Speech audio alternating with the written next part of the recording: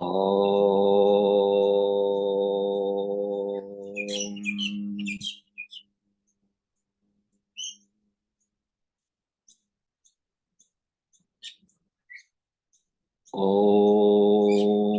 Sahana Vavatu Sahana Bhunaktu Sahavidiyam Karvavahai Tejasvinavaditamastu ma Vidvishavahai. Om Shanti Shanti Shanti.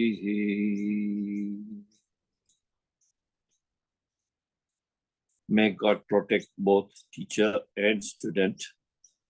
May He nourish us together. May we work together with great energy. May our studies be enlightening. May there be no hate among us.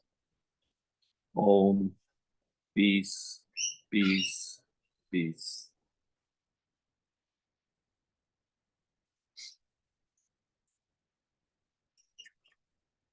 So we continue our reading.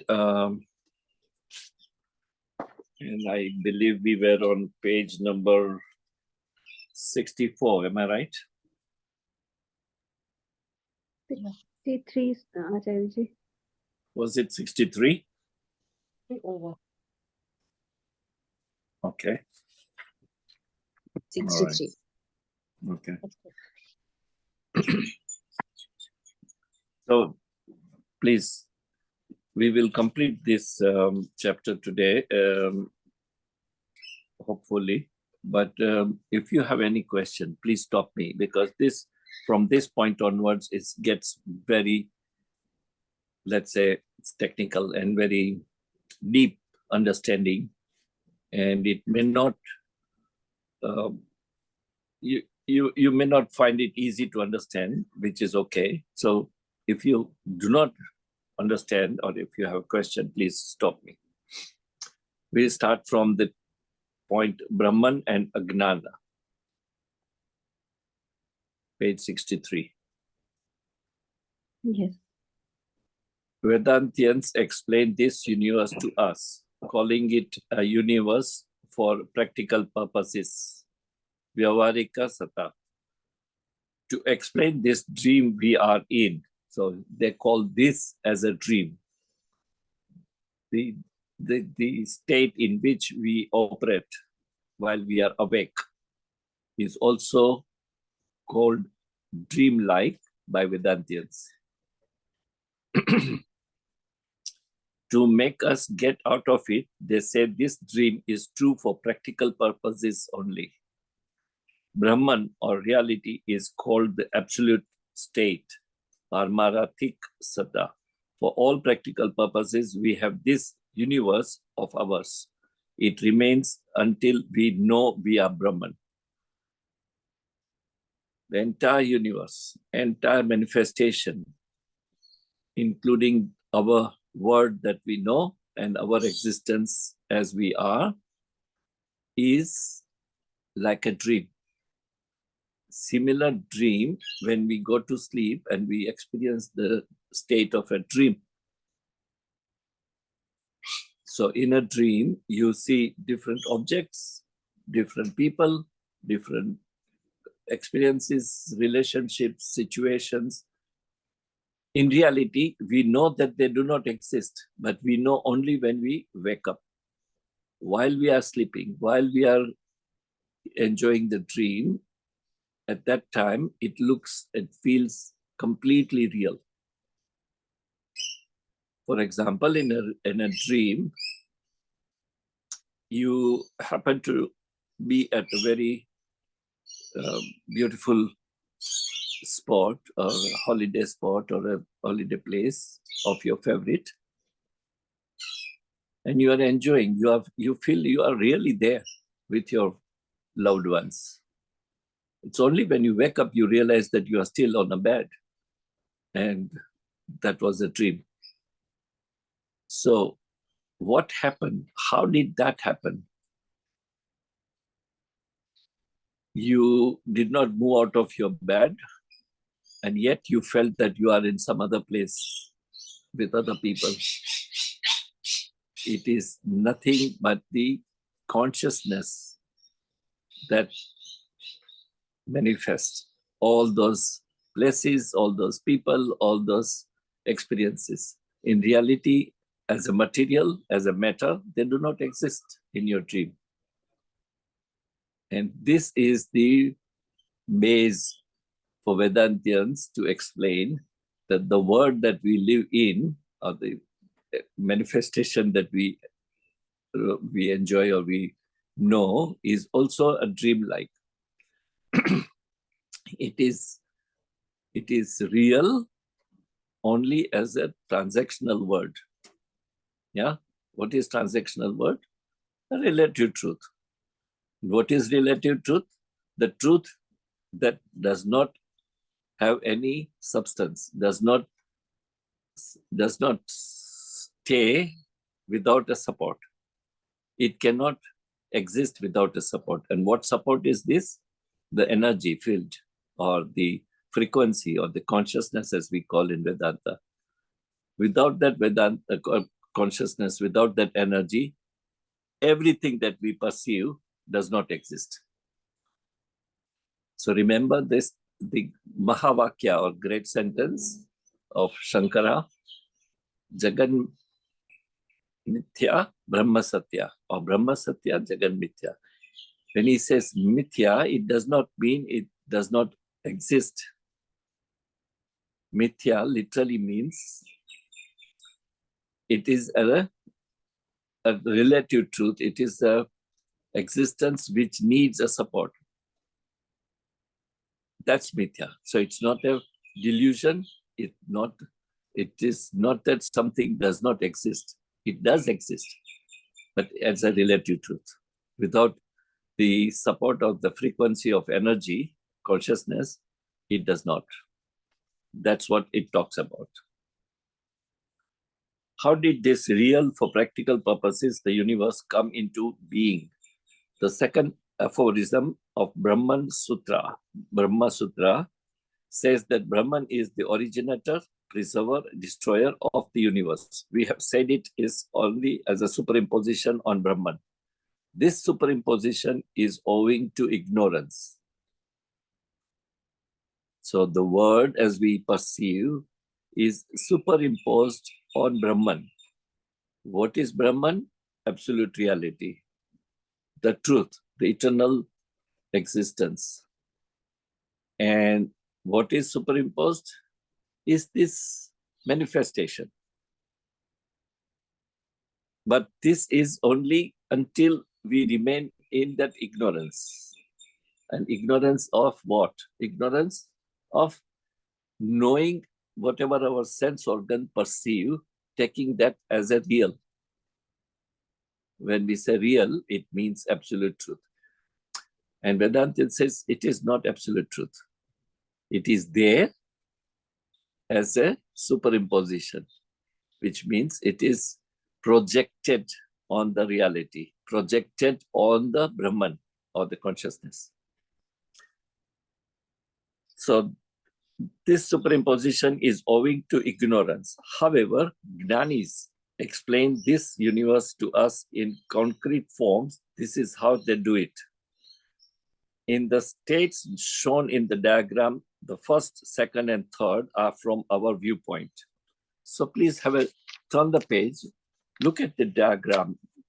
You will see the one which shows the planet Earth and says the first state. The first state is the gross physical universe called Virat. And it is representing the waking state. It is here that we learn, understand, and realize the truth. So the significance of this transactional world, which is known as Virat, is for us to learn, understand, and realize the absolute truth. So that is the first state, which is a waking state, which is our actual existence of this world. Now look up the same page, the second diagram, the second state ignorance envelops as well as projects. This is the subtle or mental universe called Hiranyagarbha, projected by ignorance. Now, this is from now onwards is getting more into detail, more technical. So the first state is a gross physical existence called Virat. Second state is subtle state, which is ignorance, equivalent to the state of your dreaming at night. And it's in Vedantin language, it is known as a Hiranyagarbha, which is actually nothing but an ignorance which veils the reality and projects what is not real. Now, come back to page 63, look at the third state. The third state is Brahman is, as it were, enveloped by ignorance, agnana. Plus Brahman, ignorance is called Ishvara. This is the causal state. So here is a fundamental understanding of Vedantians that there are three states: gross, subtle, and eternal, or causal. So gross, subtle, and causal. Gross is equivalent to the state of wake up or waking state. Subtle is the state of our dreaming, and causal is the consciousness, the Brahman or Atman, whatever word that we use. Now, there is a phrase introduced here by name Ishvara. Now, Ishvara is a Brahman plus this ignorance. But it is not influenced by ignorance, it is associated with ignorance. So what is Ishvara? Ishvara is nothing but Brahman and the ignorance. But when we say and ignorance, it's the parallel existence. It's not that Ishvara is influenced by ignorance or ignorance can influence Ishvara. No. Ishvara, together with ignorance, is the cause of this manifestation. In other philosophy school, like Samkhya, it is known as a Purusha and Prakriti. Purusha is that element which is the cause behind the manifestation, and the Prakriti is the element that manifests, that actually activates and bring about the manifestation, the entire existence. So the Purusha in Sankhya philosophy, Purusha does not participate, does not do nothing. It just remain witness. But under the power of Purusha, the Prakriti, which is nothing but part of Purusha, is the cause of this manifestation. So here, try to understand the difference of this philosophical thinking. Sankhya talks about Purusha and Prakriti, the one which is the cause, the second is the element that manifests the universe. That means it reflects the duality. Whereas Vedantins do not agree there. They believe that it is not a duality. It's one alone. And what is that one alone? Brahman. It is just that Brahman is associated with ignorance, becomes name used Ishvara, becomes the causal body of this manifestation. And that is what we will read it further next chapter, how this causal body, which is nothing but Brahman plus Maya or the ignorance, it exists with the five elements in a subtle state. We will talk about it in next chapter. But here, three states we have to understand. First state is when we are awake, equivalent to the gross physical body or physical world, as we know. Second state, equivalent to the state of dreaming, which is a subtle state. Third state is the consciousness, which is the causal body. And the last and fourth point is not a state, but the element behind all three states is called Turiya. Turiya is equivalent to consciousness or Atma, or that energy, which is explained in the circle on the 63 page. The fourth state, the absolute truth state, supreme fourth called Turiya. Brahman alone exists. Now, this is the viewpoint of Advaita Vedanta. And we are studying Advaita Vedanta.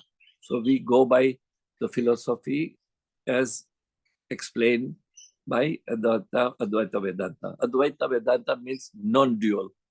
There are no two, there is only one. So according to them, the fourth state of the prominent element is called Brahman or Turiya, which is pervading all around, all through us, and which is the element for all three states. Without that element, causal, subtle, or gross body cannot exist.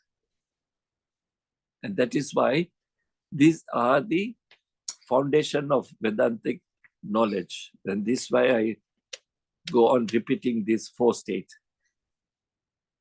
Try to read it once again on your own, because this is the fundamental. Page 64. We imagine a universe in which I and you, this and that, etc. are present. For us, there is the gross physical universe, the subtle universe, and the causal universe.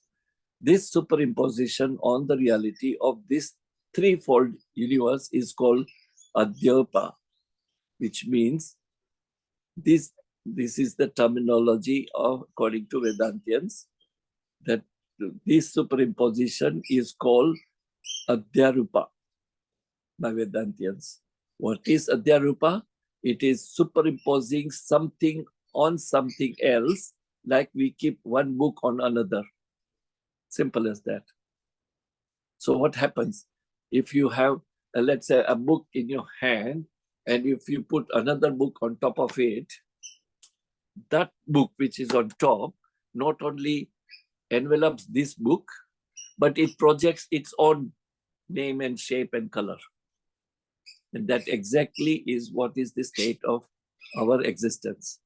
It is superimposed on the reality. Reality is this book, but if you're covering with another book, you do not see this book.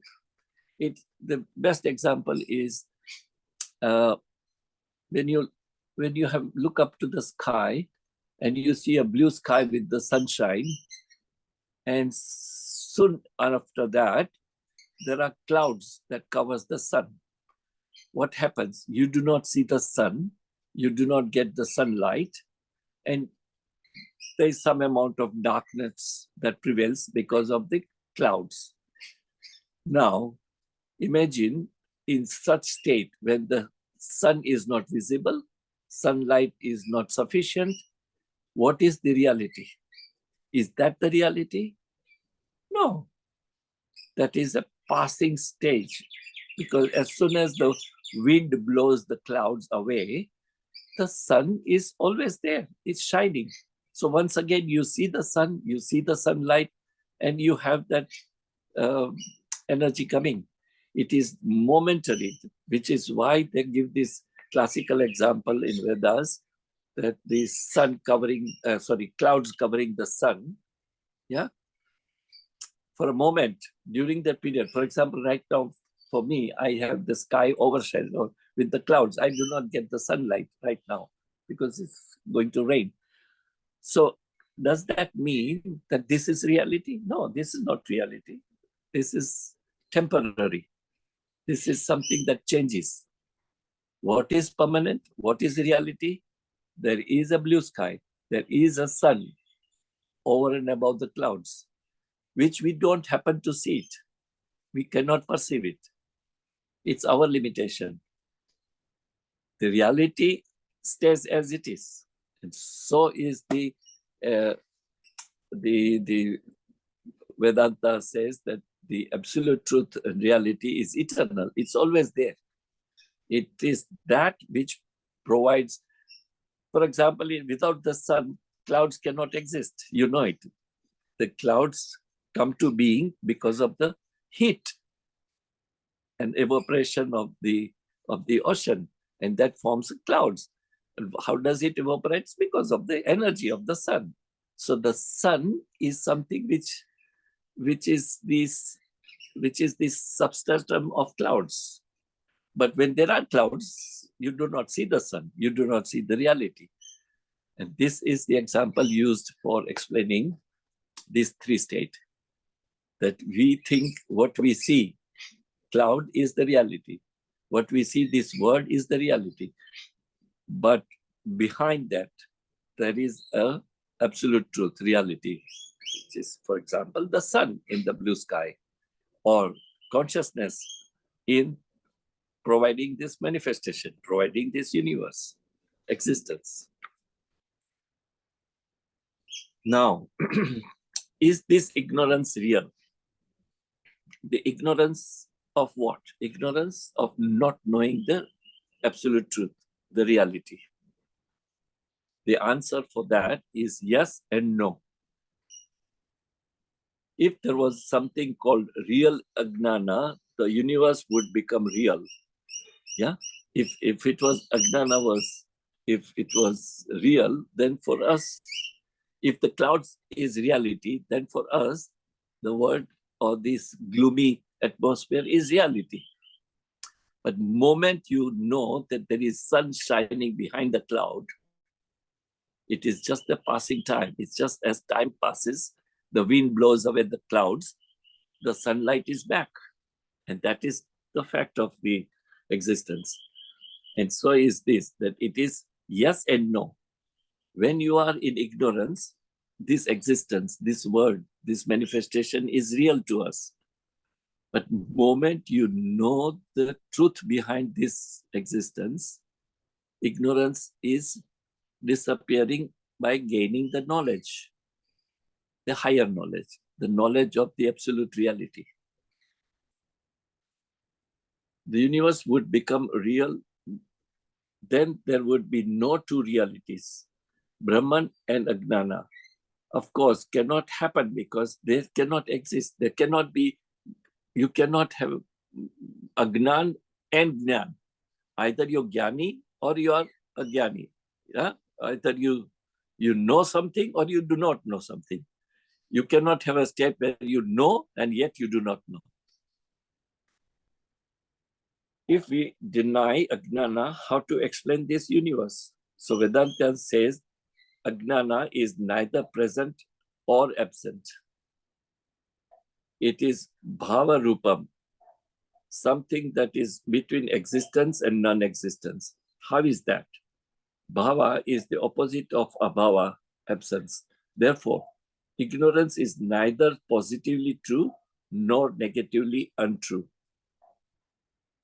This is the ignorance when we attain the absolute state. There is no ignorance. This is the decision of Vedanta. Other very good example is ourselves.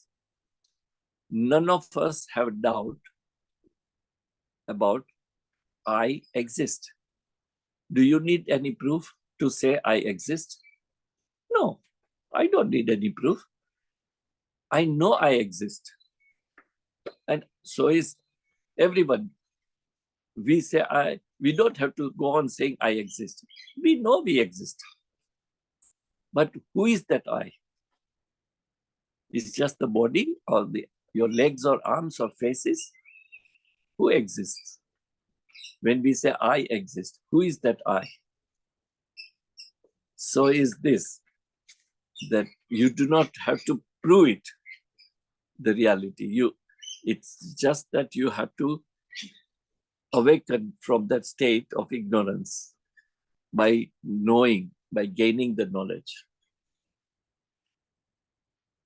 How does Ajnana create the universe? You see, this is where further getting more technical. The entire universe is manifested, is created, is produced by Ajnana. or ahankara and ajnana. First of all, we should remember that this universe we experience is false. It is false for those who know, who has that knowledge. Yeah, so Vedanta, take it for granted, the one who is reading this book is matured enough to understand the absolute truth and relative truth. Unchanging and changing. What is unchanging? The consciousness, the frequency of energy, which enables everything to exist. That's real. What is unreal, temporary, changing, changeful, is this manifestation. That much basic knowledge is expected out of us. So page 65 is not very important because it can confuse. This is the opinion of different school of philosophy. Yeah. So, for example, Veda believes this, Buddha, the both follower of Buddha has different opinion, different philosophy. The other, Acharya Gaudapada, Nagarjuna, Samkara, Mandana Mishra, and Chatukravya, all of these great sages and saints came about their viewpoint of the existence of the Sankhya calls creator and creation. So these are the different school of thoughts about the reality, absolute truth, and relative truth. We can study it, I can explain it, but this will take us, it's kind of a deviation from our original subject of studying Advaita Vedanta point of view. So look at the bottom two, Advaita schools. In Advaita, of course, there are many other branches. We don't want to talk about it, but here it says Mandana Mishra or Sureshwaracharya, Drishti Srishti theory. There is a school of Advaita Vedanta that says there are branches of in Advaita Vedanta. One of them believe in Drashti, so is Srishti. The other one says Srishti is equal to Drishti. Yeah. So ultimately, they all point to the same. It's just different approaches. That's all it is. Page 66. This is very important. Stage A. Brahman is, as it were, covered by Ajnana. The state is called the state of Ishvara. Stage 2, or B. Ajnana is made of three qualities. Important, very important. This Ajnana is made of three different qualities or elements. Number one, equipoise, which is satya, sattva. In Sanskrit, sattva. Second, activity or rajas. And third, inertia or tamas. So it is sattva, rajas, and tamas. These are the three fundamental basic elements of ajnana, ignorance or maya. It again has two capacities. Yeah, it has two, we talked about, it has two powers or capacity. One, to envelop or avarana shakti, to cover up the reality, and to project vikshepa, to project what is temporary, what is changing, what is unreal. So let us read again. Ajnana is made of three qualities: equipoise, activity, inertia. It again has two capacities: to envelop reality and to project Brahman as Ishvara. You see, there is no difference between Brahman and Ishvara. Please remember, it is only the projection. Why it is projected? Because Brahman is now together with ignorance. however, is the material and efficient cause of this projection. Ishvara. Ishvara is the cause, material cause of this manifestation. Vedantians give the example of the spider to explain this material and efficient cause of the universe. The spider is the efficient cause of its web. Its body is the material cause. After covering Brahman, Ajnana begins projecting the universe from causal to the gross. Are you with me, or is it difficult? Stage C, third stage. There is an imbalance causing vibration in the three qualities of Sattva, Rajas, and Tamas. You see, this is the starting point to explain how this world or universe or cosmos or manifestation was created or came to being. The scientists call Big Bang theory, yeah. But our Vedanta says there was no Big Bang, because if there was a Big Bang theory is true, that means there was something already existing, no matter how subtle, no matter how small. The scientists call it was small, such as a seed form. And from that seed form, for some reason, there was an explosion, what they call Big Bang, and that's how the whole universe came to existence. But what made that little seed to exist? And where was it existing? It must have some space to exist. So this vastness, the Vedantan call Brahman. Remember, Brahman literally means vast. Brahman. If you find, Google it or find the text to explain what is Brahman. Brahman means vast. It is not the vastness of the space or vastness of the water body or vastness of the fire. It just says vast. That's it.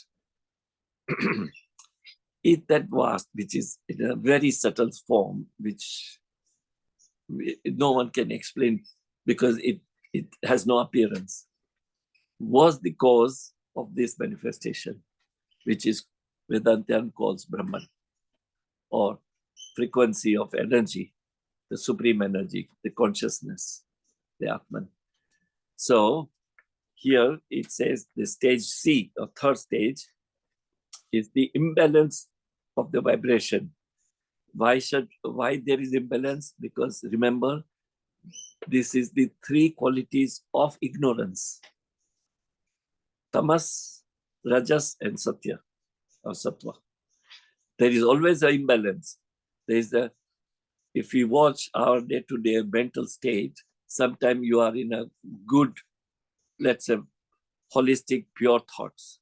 Sometimes your thinking is slightly different. You are more active, you are more, let's say, in a rat race to make more wealth, to gain some more position.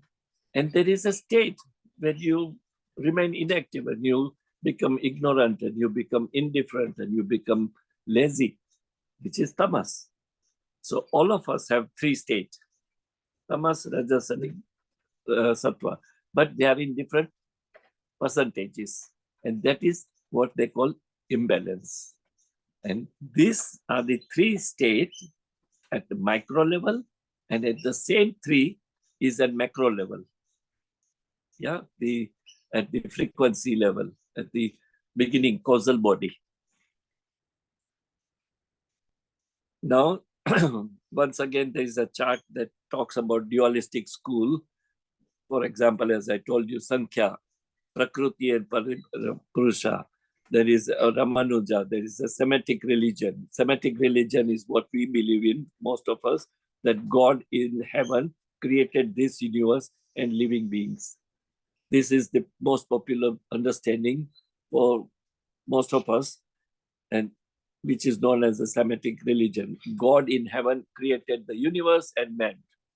That's our understanding. Whereas Sankhya says Prakriti parinama. Prakriti creates the cosmos for the sake of Purusa. Creation is real and true. That's a Sankhya, duality. So there are different school of thoughts. The last para, page 66. This vibration creates the subtlest elements. Now this is, I explain you, Satya, Rajas and Tamas at the macro level. Yeah, imbalance in these three at macro level creates 5 extremely subtle elements. What are these elements? Akasha, Vayu, Agni, up, Earth, Prithvi, or rather space, air, fire, water, and earth. But remember these elements not as we know. When we say earth, we see these, let's say, ground where we live on. When we say air, is the wind that we know. Fire, the Agni that we know. This is not talking about that. These are the elements at the subtle state where it's not existing that we can see or feel. It is in the element state, subtle state, because of the imbalance of those 3 qualities. This vibration creates the subtlest element of space, air, fire, water, and earth. One from the other, there are the fundamental element of creation. Because of these 5 subtle elements is the cause of the manifestation. The entire cosmos, entire universe is the result of these 5 elements, which will come further on, which is known as a Panchikarna. These are the fundamental elements of creation: unseen, unexperiencable, cosmic, pure, and unmixed. These are the subtle elements, the subtle universe. So all 5 elements are subtlest elements: unseen, unexperiencable, pure, which means it only contains sattva guna. And it is not mixed with other gunas, rajas or tamas. And these are the elements that caused the manifestation of cosmos. So there is a statement by Sri Ramakrishna that is, I'm not reading, you can read by yourself. We will go, because this is again talking about different school of thoughts. 67.3. These subtle elements intercombine. See, there is a natural process of these 3 subtlest elements start combining with each other. These subtle elements intercombine in a mathematical sequence called Panchikarna. This is step by step, okay? How the cosmos is created, how the existence came to. Try to remember the theory of scientists of Big Bang. Here is the step by step explanation according to Advaita Vedanta. These subtlest elements intercombine in a mathematical sequence called Panchikarna. This will be detailed, explained in chapter 38. We will do it when we reach 38th chapter. This creates the gross elements. Because of Panchikarna, gross elements are created. These are the same 5 elements, but in the same shape, form, and manifestation as we can perceive.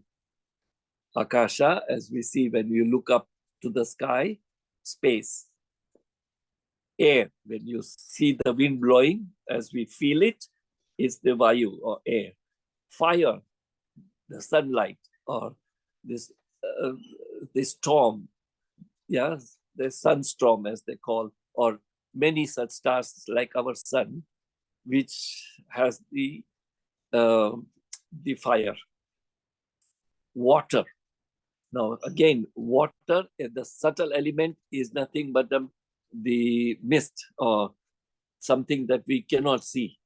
But here, the water is literal water, the material cause of water. And the matter. Matter is any object, like Earth. So recently, I remember there was some declaration by NASA that their research unit have found the gas around Mercury, which contains water. Now, it does not mean there is a water as a liquid form, but it is in the element form. There is a gas that can be as a water. It contains water. So here, these are the gross elements. So go back in the step. There was the ignorance. Ignorance has three qualities: tamas, rajas, and sattva. The pure form of sattva is the cause of five subtlest element. And because of the combination of these five elements comes about the gross elements. And this is the gross elements that at macro level and at micro level. So now it talks about our living beings, how we came to come to being. What about the living being? When ignorance covers the Brahman initially, as it were, divides Brahman into smaller bits, millions or billions of them, and put together is Ishvara. So we, as an individual Jivatma or individual soul, is the last in the series. Collectively, all the souls together equivalent to Ishvara. So this consciousness within us, you and me, and so 8 billion people or different creatures, animals, all form of living beings, the energy together as a collective energy is called Ishvara. I read it again. What about living beings? When ignorance covers Brahman initially, as it were, divides Brahman into smaller bits, millions of them, rather billions of cells put together is Ishvara. These are our causal bodies. That is, we are trichomers. We have this body, then mind, and the soul or Atma. The Atma is what is created when ignorance divides Brahman. We are individual Jivatma, which is nothing but ignorance.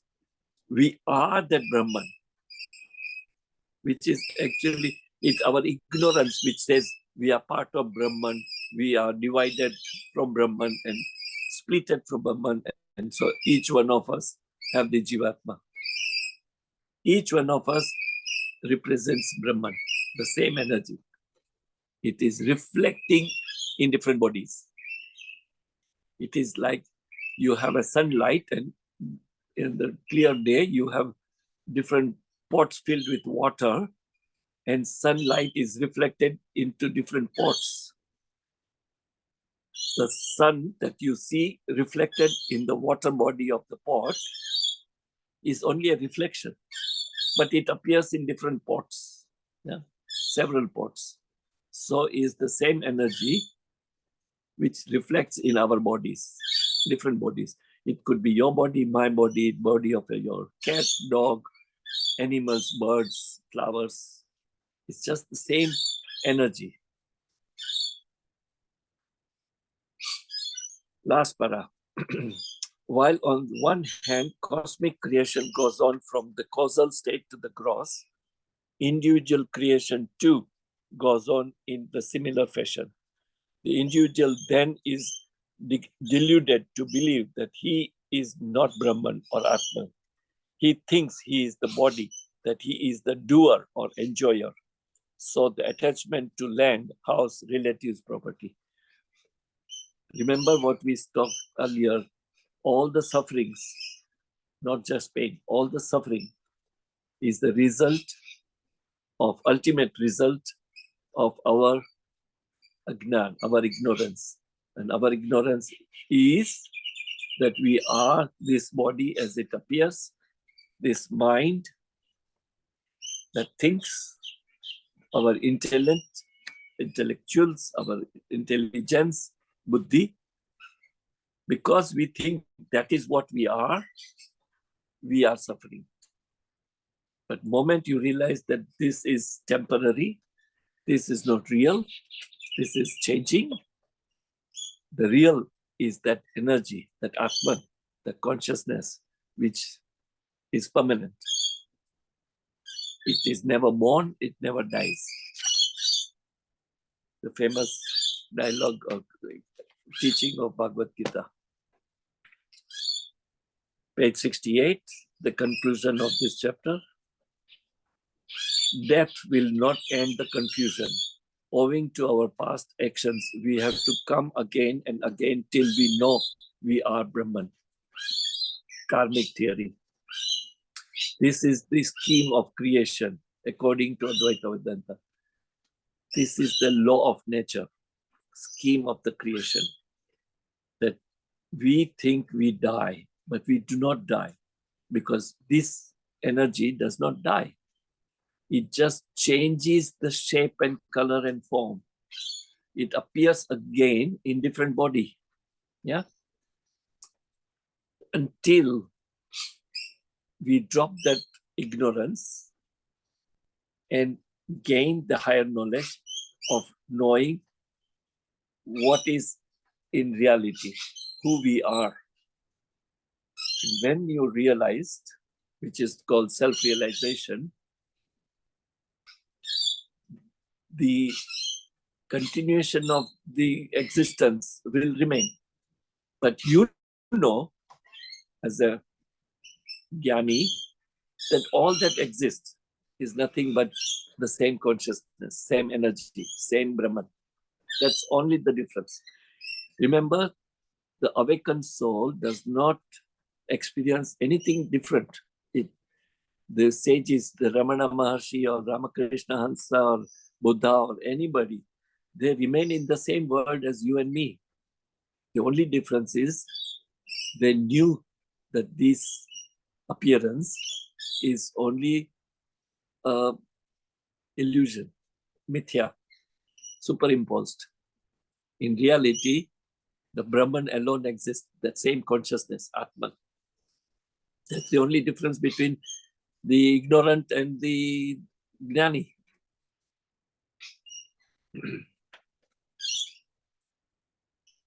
There are several schools of Advaita Vedanta, and these differ in concepts: creation, individuality, nature of truth, nature of God, and so on. We shall deal with this in later on subjects or chapters. So you can read the conclusion in point briefly, but the point to remember in this chapter is that fundamentally there are three states, as we know. Right now, we are in a state number one. We are awake. And this state is the only state when the knowledge can be gained. You cannot gain the knowledge when you are dreaming, or you cannot gain knowledge when you are in deep sleep. This awakened state, as we know, awake, is the state when you can drop the ignorance and gain the higher knowledge. But it represents this physical form of existence, including our body, mind, intellect, the world as we perceive. The second state is the subtle state, equivalent to the state of our dreaming at night. In a dream, everything looks real. Only when you wake up, you know it was a dream. So is the subtle state. Subtle state, we cannot see it, we cannot perceive it. But that's the substratum of the causal state. It is the causal state, Karana Sharira, which is the cause of this subtle or mental or gross or physical existence. And through all these three states, there is one thing which remains constant, which is Turiya, the consciousness or Atma or Brahman. So these are the three states plus Turiya plus consciousness are the four fundamental pillars of Advaita Vedantic teaching. Then he talked about the manifestation at macro level, how the entire existence was formed, came to be. It says it is out of ignorance. What is ignorance? Ishvara. What is Ishvara? Brahman plus not knowing the reality at macro level. So this concept of Ishvara is something which is extremely complicated. Right now we read it, but it needs contemplation. Even now, after reading many times, having conversation with many friends, Ishvara, the element of Ishvara is still very complicated to understand. But the fact is, Ishvara is nothing but a soul which represents or which is the collective energy of all living beings. And that is Ishvara.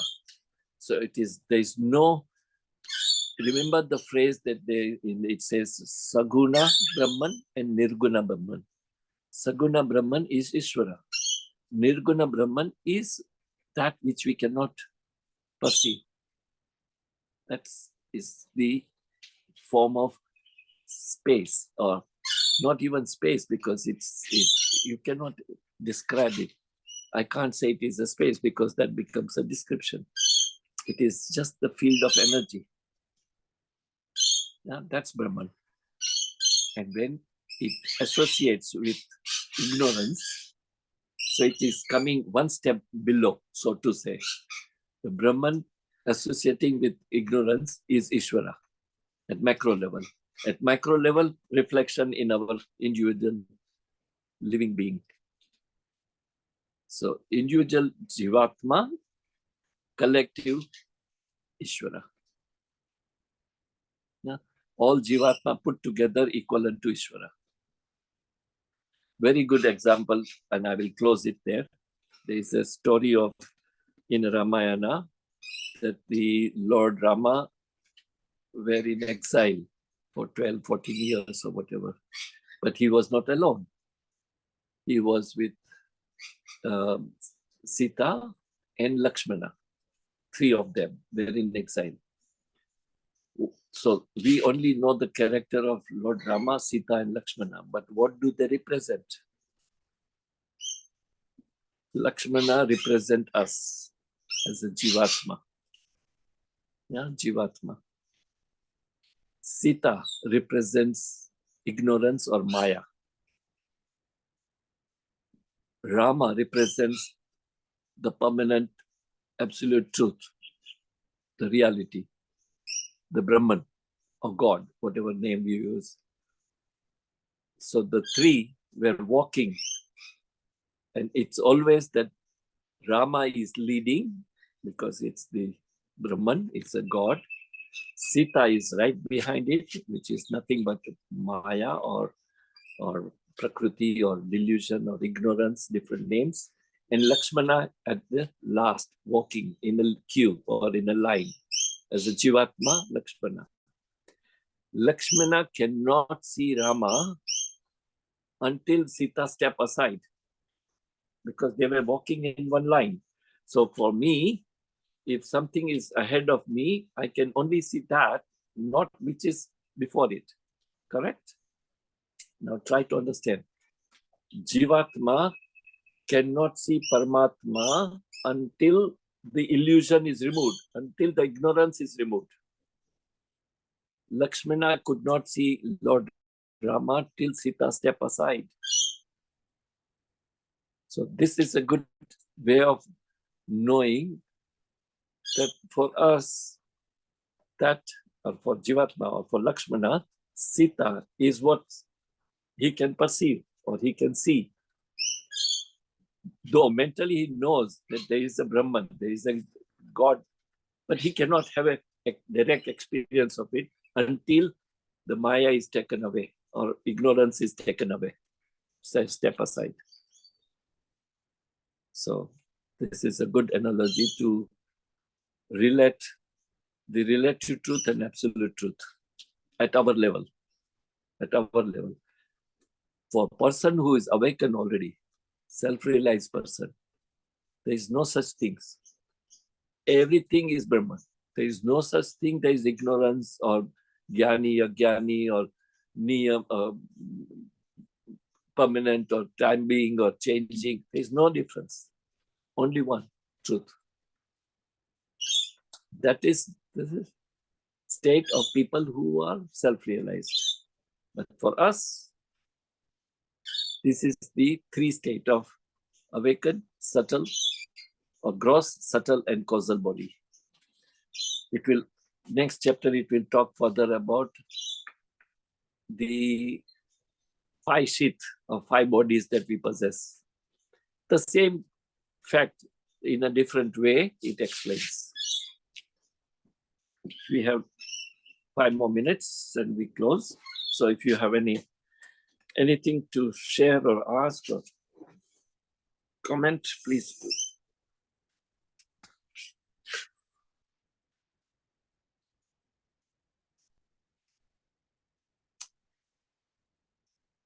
I guess by end of next chapter, probably I will also invite my friend to join us like last time, Vasuji, to speak on it so that we can have a better satsang.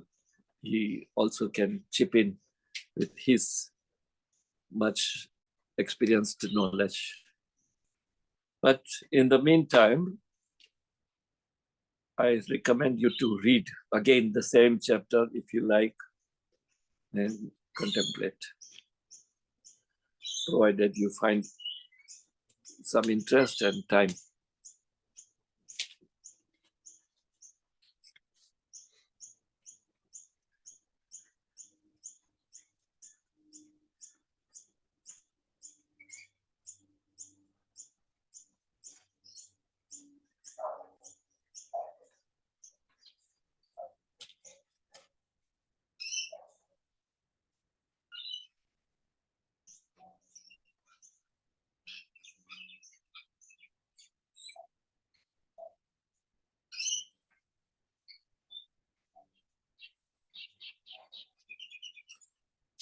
So should I take it for granted that at least these 4 or 5 of us are genuinely interested in continuing reading of this book, or is this something that you are not enjoying? Totally into it. I do not want to share something which is of no interest. Sure, It's not Acharya. good. Yeah.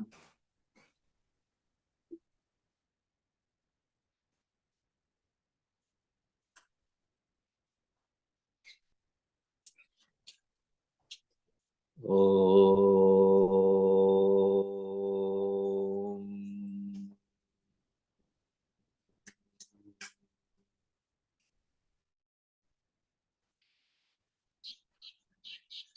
Asato ma satgamaya tamaso ma jyotirgamaya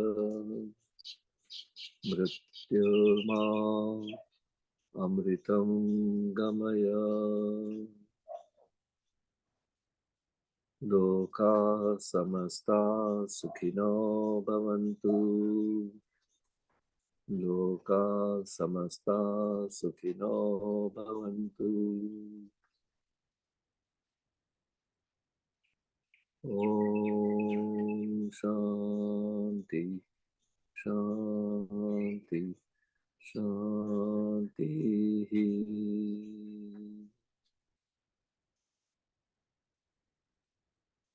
Thank you, God, for giving us air to breathe. Thank you, God, for giving us water to drink. Thank you, God, for giving us sun for energy. Thank you, God, for giving us food to eat.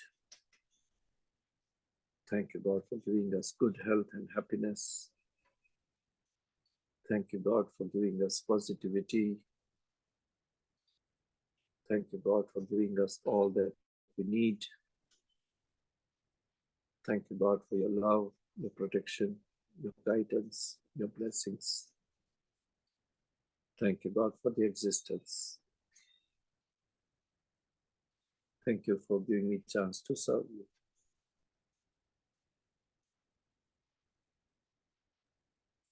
Thank you so much, Acharya ji. Thank you. Thank you, Thank you, Acharya. Acharya ji. Thank you, everybody. Thank you, Acharya ji. Thank you.